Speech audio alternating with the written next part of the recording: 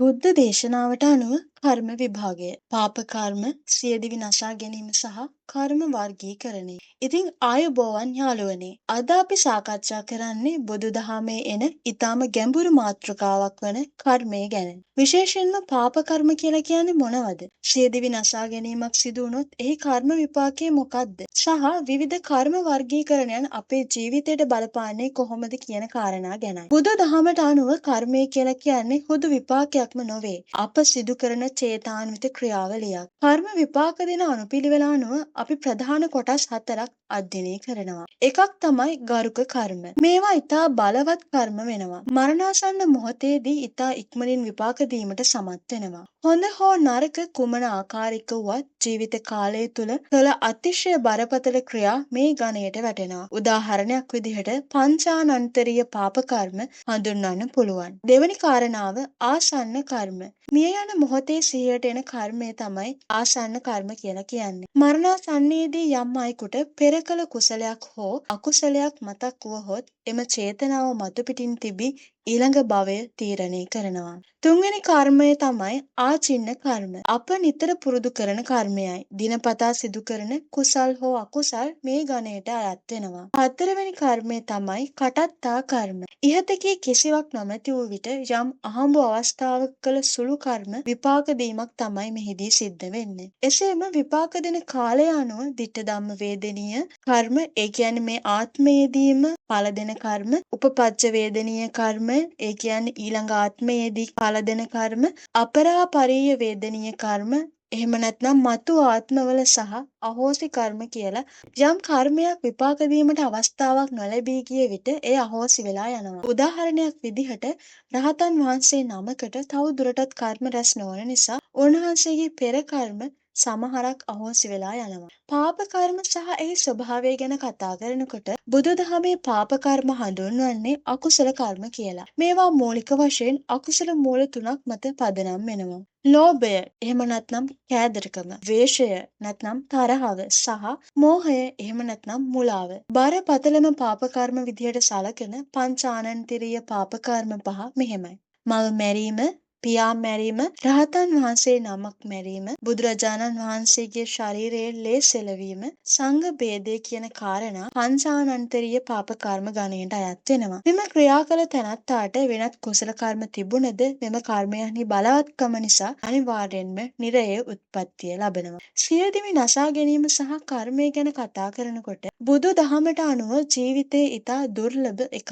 සියදිවි නසා ගැනීම, එහෙම නැත්නම් ආත්ම ඝාතනයක් කියලා කියන්නේ තමා විසින්ම තම ප්‍රාණය නිරුද්ධ කර ගැනීමක්. මෙහිදී සිද්ධ වෙන කරුණු කිහිපයක් තියෙනවා. සියදිවි නසා ගැනීම අකුසලයක් වෙන අයුරු අංග 5කින් සමන්විත වෙනවා. එකක් තමයි ප්‍රාණීහු, ඒ කියන්නේ සජීවී සත්වයෙකු වීම. සියදිවි නසා ගන්න තැනැත්තාගේ ශරීරය සජීවී පංචස්කන්ධයකින් යුක්ත එකක් නම් තමාගේ ජීවිතයේද ප්‍රාණියෙකු කියලා සලකනවා. දෙවැනි කරුණ ප්‍රාණි සංයුතා, සජීවී බව දැනගෙන සිටීම. තමා මරා ගැනීමට යන පුද්ගලයා තමා විසින්ම තම ජීවිතය නැති කර ගන්නා බවත්, එමගින් තමාගේ පවතින ජීවිතය අවසන් වන බවත් මනවින් දැන සිටීම මෙයට අයත් වෙනවා. තුන්වෙනි කරුණ වදක චේතනා, එහෙම නැත්නම් මැරීමේ චේතනාව. සියදිවි නසා ගැනීමේදී සිතේ පවතින මම මැරිය යුතුයි හෝ මගේ ජීවිතය නැති කරගත යුතුයි යන දැඩි අකුසල චේතනාව මේ ප්‍රාණඝාත අකුසලයේ හදවත කියලත් කියනවා. ඊළඟ කාරණාව තමයි උපක්‍රම. ඒ සඳහා, ඒ කියන්නේ මරණය සඳහා ක්‍රියා කිරීම. තමාගේ ජීවිතය අවසන් කර ගැනීමට යොදා ගන්න ඕනෑම උපක්‍රමයක්, උදාහරණයක් විදිහට වස්ත්‍ර විෂ පානය කිරීම, උසකින් පැනීම, ගෙල වැළලා ගැනීම හෝ වෙනත් ඕනෑම මාරාන්තික ක්‍රියාවක් මේකට අයත් වෙනවා. පස්වෙනි කාරණාව තේන මරණං. ඒ කියන්නේ එම ක්‍රියාවෙන් මරණය සිද්ධ වීමයි. තමා විසින් සිදු කළ එම උපක්‍රමය නිසාම තමාගේ ප්‍රාණය නිරුද්ධ වී මරණය සිදුවීම මේ නමින් හඳුන්වනවා. කෙසේ වෙතත් බුදුදහම පෙන්වා දෙන්නේ මරණයෙන් පසුවත් සසර ගමන පවතින බවයි. එබැවින් ජීවිතය අවසන් කර ගැනීමෙන් දුකින් මිදීමක් සිදු නොවි වඩාත් බරපතල අකුසලයකට මුල පුරන බවයි.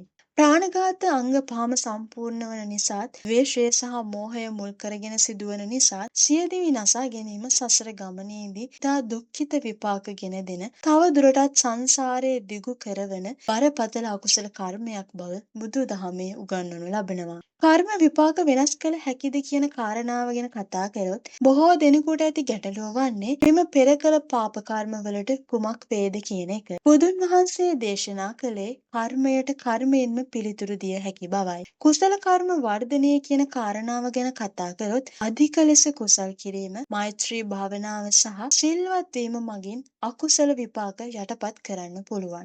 ඒ වගේම හිතේ ශක්තිය. යම් පුද්ගලයෙකු සිත දියුණු කරගෙන ඇතනම්, කුඩා පාප කර්මයක් වුවද ඔහුට විශාල බලපෑමක් කරන්නේ නැහැ. එය ලුණු කැටයක් ගංගාවකට දැමීම වගේ වැඩක්. ගංගාවක ජලය නිසා ලුණු කැටේ ලවණ ගතිය නොදැනී යන්නාසේ මහත් වූ කුසල කර්ම අභිමුවෙහි අකුසල විපාක දුර්වල වෙනවා. ඉතින් යාළුවනේ, අප කරන සෑම ක්‍රියාවක්ම කර්මයක් විදිහට සටහන් වෙනවා. එම නිසා අපේ සිතුවිලි සහ ක්‍රියාවන් පිළිබඳව නිතර අවධානයෙන් සිටීම වැදගත්. සියදිවි නසා ගැනීම වැනි ක්‍රියා ප්‍රශ්න විසඳීමක් නොව, සසර දුක තව තවත් දිගු කර ගැනීමක් පමණයි. බුදුදහම උගන්වන්නේ පවතින ඕනෑම ගැටලුවක් විදර්ශනා නුවණින් දකිමින්, මෛත්‍රියෙන් සහ ඉවසීමෙන් යුතුව ජය ගැනීමයි.